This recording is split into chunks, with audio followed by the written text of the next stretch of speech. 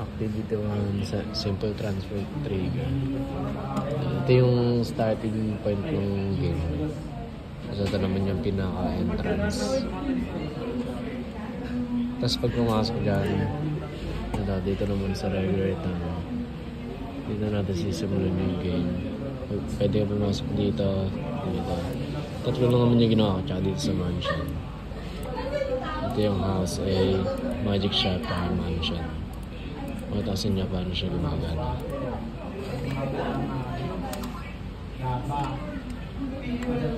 Siyempre pwede ka rin lumabas dyan. Exit din. Sign muna tayo.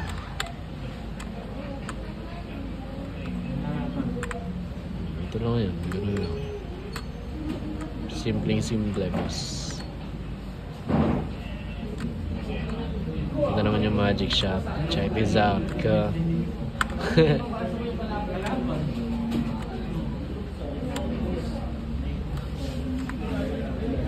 Mansion naman tayo.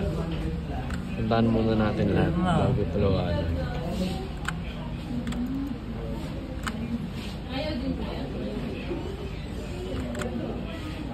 Sobrang ang galing. Diba?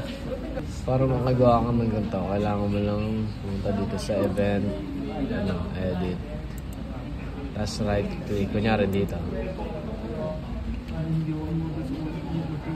Pag click event creation, tapos transfer. Tapos ito. Pili ka lang kung saan mo, kung pag pumasok ka dyan, saan mo gusto lumabas. Kunyari dito. Tapos dito lang din. Apply. Play.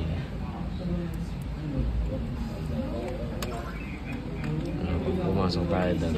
Sa pang-apat yun, di ba? Diba? Ganun lang. Ganun lang siya. Ganun lang maggawa ng transfer tree. Ganun lang din ginawa ko dito sa sa In Magic Shop tsaka sa Mansion.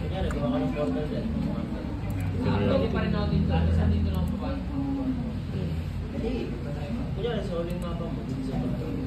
Maglalagay ka lang ng exit tsaka entrance kada papasok. Ito yung entrance sa Magic Shop. Tapos dito naman. Ganun lang din yun. Ganun lang. Quick event creation, transfer. Tapos pili kung saan mo gusto nang ilagay. Yun lang. Babush.